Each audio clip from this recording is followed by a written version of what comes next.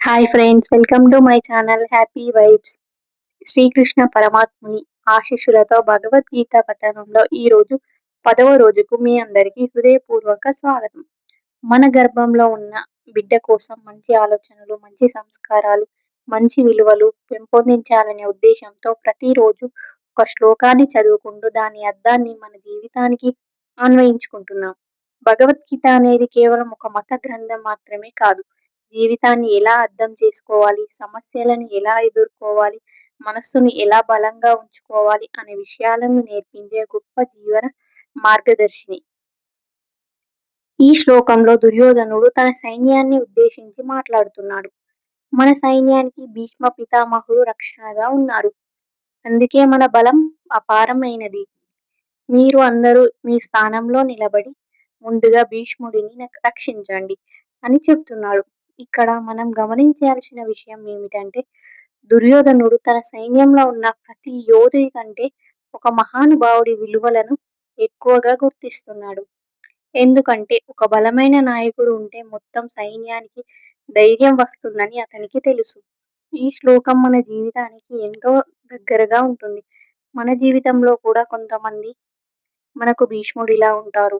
వారు మన తల్లిదండ్రులు కావచ్చు, గురువులు కావచ్చు, జీవిత భాగస్వామి కావచ్చు, లేదా మన కష్టకాలంలో అండగా నిలిచిన వ్యక్తి కావచ్చు.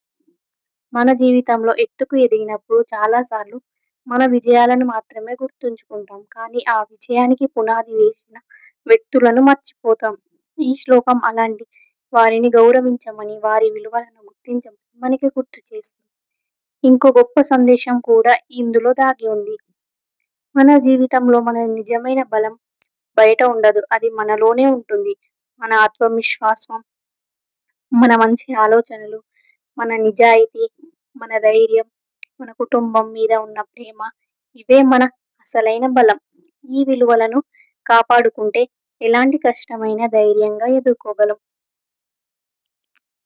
గర్భధారణ సమయంలో ఈ శ్లోకం మరింత అందమైన సందేశాన్ని ఇస్తుంది.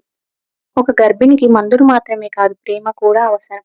కుటుంబ సభ్యుల ఆదరణ, భర్త ప్రోత్సాహం, పెద్దల ఆశీర్వాదం, ప్రశాంతమైన వాతావరణం, మంచి ఆలోచనలు, ఇవన్నీ ఆమెకు రక్షణ కవచంలా ఉంటాయి. తల్లి మనసు ప్రశాంతంగా ఉంటే ఆ ప్రశాంతత గర్భంలోని బిడ్డపై కూడా మంచి ప్రభావం చూపుతుంది.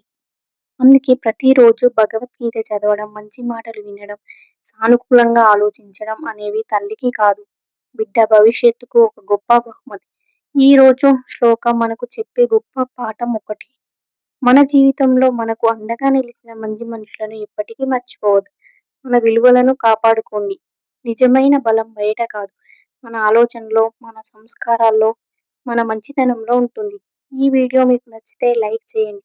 మీ కుటుంబ సభ్యులతో పంచుకోండి. ఇలాంటి భగవద్గీత సందేశాల కోసం మా ఛానల్ను సబ్స్క్రైబ్ చేసుకోండి. మళ్ళీ రేపు మరో అందమైన శ్లోకంతో కలుద్దాం.